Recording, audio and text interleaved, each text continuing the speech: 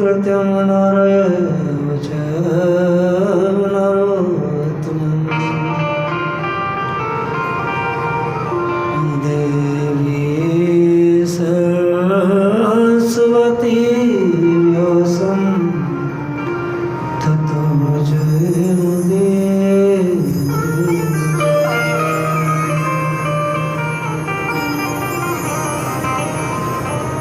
जय राधा।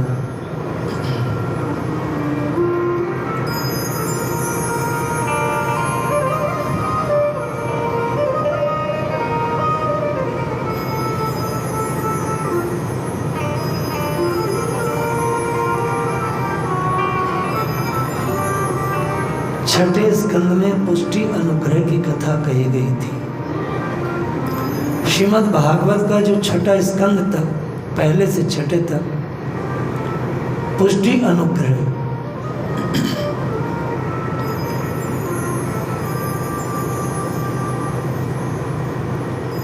भगवान सबको अनुग्रह देते हैं, कृपा करते हैं,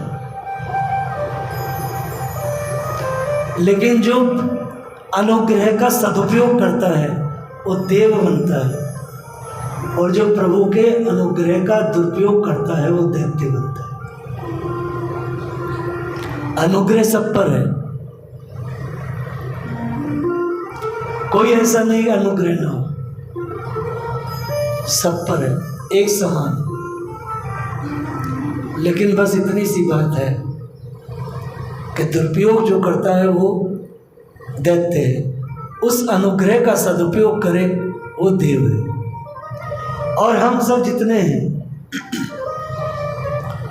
जितने सनातनी हैं, बस कुछ कम मात्रा में है, नहीं तो सब अनुग्रह का लाभ ही उठाते हैं, सब अनुग्रह का। जो दैत्य है वो तो उसका दुरुपयोग करेगा।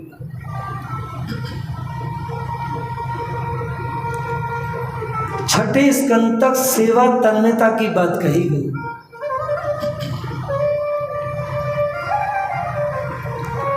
ठाकुर जी सब पर अनुग्रह करते हैं, जैसे वर्षा होती है सबके घरों में जाती है।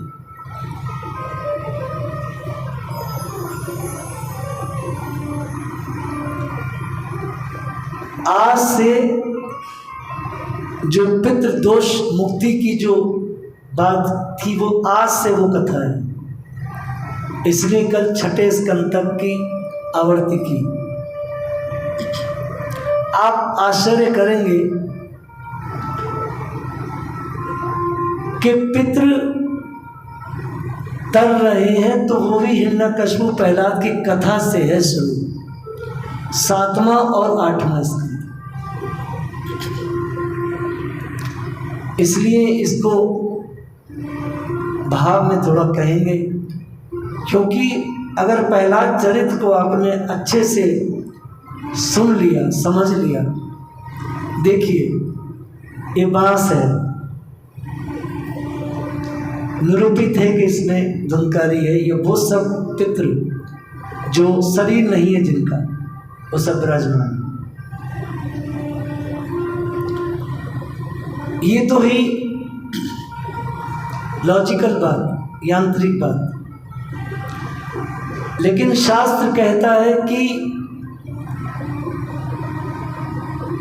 आपके अंदर निवेश करके जब हम लोग आह्वान करते हैं तो अनुग्रह के कारण, भगवान की कृपा के कारण जब हम पितरों के लिए कुछ कार्य करते हैं, संपादन करते हैं धार्मिक आध्यात्मिक, तो वो हमारे कान से, हमारे शरीर से ही श्रवण करेंगे। तो सिद्धांत ये है कि जब अर्जुन सुभद्रा जी को चक्रव्यूह तोड़ने की बात कह रहे थे तो वो सो गई, और अभिमन्यु उस चीज को सुन ना पाए, क्योंकि हम माँ के कानों से ही तो सुनेंगे गर्भ में। वैसे ही उसी सिद्धांत से हम सब हमारे शरीरों के माध्यम से ही तो हमारे पितृ इस कार्यक्रम में उपस्थित हैं, उनका अपना निज वजूद नहीं है, वो हमारे शरीरों से हमने आह्वान किया ब्राह्मणों ने। तो आप जितने भावपूर्ण रीति से इसमें शामिल होंगे, आपकी समझ में आए ना आए, मगर उनकी समझ में तो आएगा ना। बस इतनी सी बात है।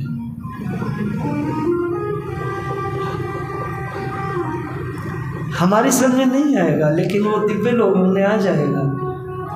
आपका बैठना ही व्यासपीठ के सामने, वो सब जो 10 लोग हैं, बाकी अन्य भी जितने भी,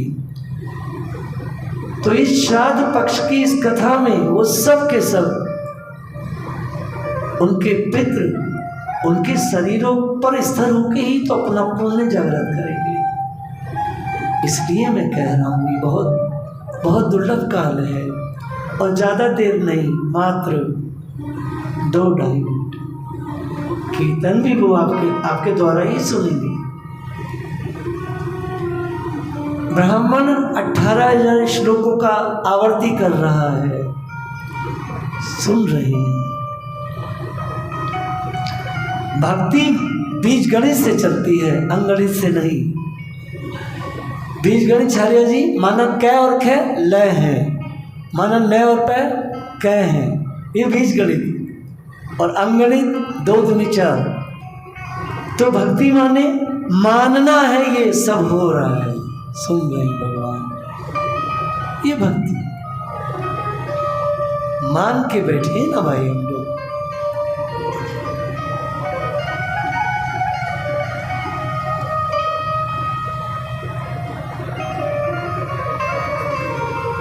जब हम हिरण्यकश्यप और प्रहलाद की कथा सुने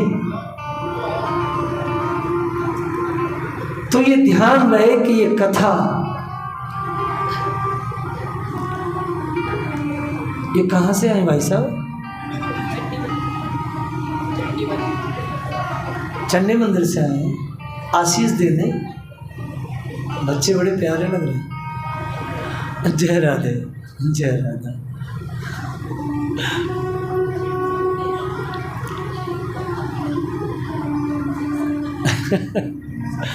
जय जय, बड़ा अच्छा। प्रतिमा में हो सब, प्रतिमा शास्त्री बनोगे।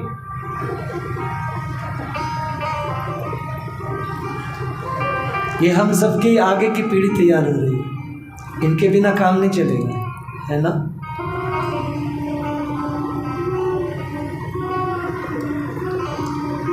सद वासना और असद वासना, 2 ही वासना है, और तीसरी है मिश्रित वासना। समा प्रिया सत्यान भूतानां भगवान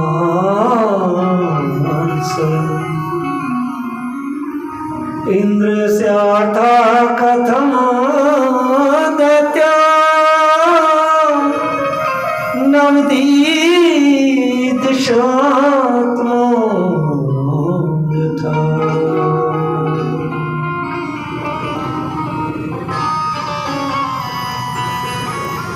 ये कथा हस्तिनापुर के राजसभा में चल रही है आज से। और महाराज युधिष्ठिर ने प्रश्न किया है श्री नारद जी से कि हे गुरुदेव, आप मुझे ये बताइए कि कोई भी पिता अपने सगे पुत्र को क्यों मारना चाहता है, क्यों ऐसी बार बार हत्या कर रहा था। बड़ा महत्वपूर्ण श्लोक है। समा प्रिया सुद्धिदान भूताना, और गीता जी में कहते हैं सुहृदम सर्वभूताना। भगवान सबके हितैषी हैं, सुर के भी और असुर के भी। तो युधिष्ठिर जी को ये उत्तर सुनना है कि भगवान जब सबके हितैषी हैं तो भगवान ने हिरण्यकश्यप का और हिरण्याक्ष का वध क्यों किया, एक बात। दूसरा कि पिता होकर के पुत्र का हत्यारा क्यों हो रहा है।